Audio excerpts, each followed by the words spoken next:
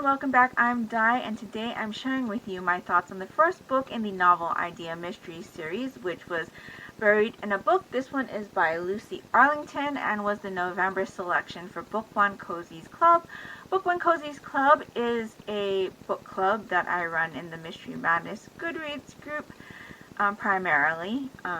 It's also known as the first in a series Cozy Mystery Book Club because we only read first books in Cozy Mystery series. So like I said, this was November's selection, and this one follows Lila Wilkins, and she, at the age of 45, has to make a change in occupation. She's kind of forced to quit her job as a reporter and then finds this job as an intern at the Novel Idea Literary Agency. And on her first day, she's super excited. She goes in, and it seems like the literary agency has a problem keeping their interns. She doesn't really have a desk. She doesn't really have any instruction. But her job is basically to go through all of the queries that the agency receives and segregate them. So ones that she thinks have possibilities, put them aside for one of the agents to take a look at and consider, and then the rest of them to send off like rejection letters, kind of. But she's also kind of the receptionist and this, that, and the other thing. So while she is getting settled in to her new position, somebody comes in and tries to hand her his manuscript, which is attached to some flowers.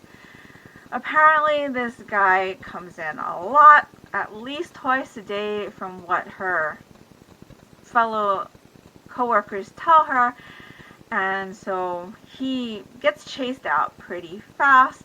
She goes out for a coffee run for some of the other employees, and when she gets back, she finds this man dead on their couch, and so the manner in which his body was is a little suspicious.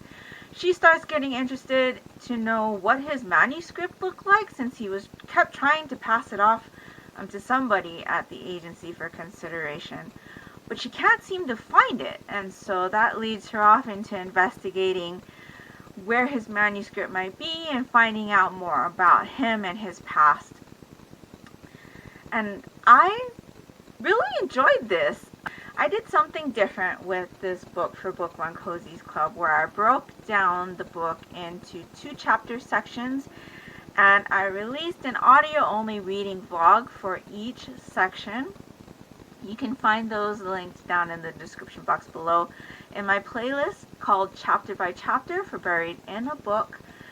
And basically what I do is I read the 2 chapters and I give you my thoughts as I'm reading it. So if I found something interesting, I stopped and chatted with you about it. So if you're interested in reading along with me, definitely check out the playlist below. But I had a great time doing that. And I found that Lila's investigative style was really natural to me.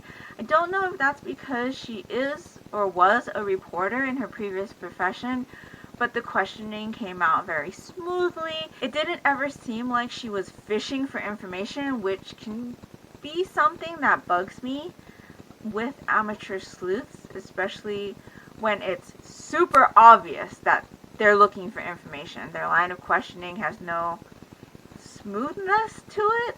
I'm not sure what term to use for that, but it's so obvious that they're fishing for information and not trying to weave their questions into polite conversation. But I did like the way that Lila investigated. There were things about Lila that I didn't like, though. There are a lot of things she does that I don't understand why she did that or why she didn't do things. She is a single mom, and that is something that I can relate to, but her son does some things that really got on my nerves as well in this book. But overall, I really enjoyed this mystery. I enjoyed finding out about Marlette, who is the character who is murdered. There were some surprising things along the way, and no love triangle, which is something that bothers me. If you followed me for a while, you know this. There was a point in time where I thought there was going to be one, but there ends up not being one, at least not in this book, which made me really happy. This book also includes a little snippet of the next book in the series, and I did read that, and I am intrigued. So I will be continuing on with this series. I believe there are only 5 books out in this series right now. I do not know if there will be any other installments to be released in this series, but definitely a great read, and I do recommend it if you are a reader, because of the job that she's in. There are things that will be familiar to you, authors that are familiar to you, and series that are familiar to you, all named dropped within this book. So yeah, if you're interested in reading along with me in this book, definitely check out my chapter by chapter videos. I do plan on doing another chapter by chapter on December's selection, which is Christmas Cowbells by Molly Cox Bryan. I'll put up a picture right here. This is the first book in the Buttermilk Creek mystery series, I believe. It is a selection that Elizabeth over at Lizzie Faylove's Books had brought to my attention last year, and so I decided to go ahead and give it a go for this year. It is available on Hoopla for me.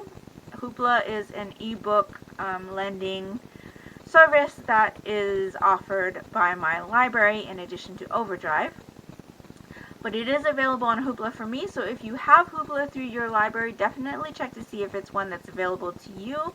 It is also on sale on Kindle right now for 99 cents as of the date that I am recording this video, so if you might be interested in purchasing it, now is a great time.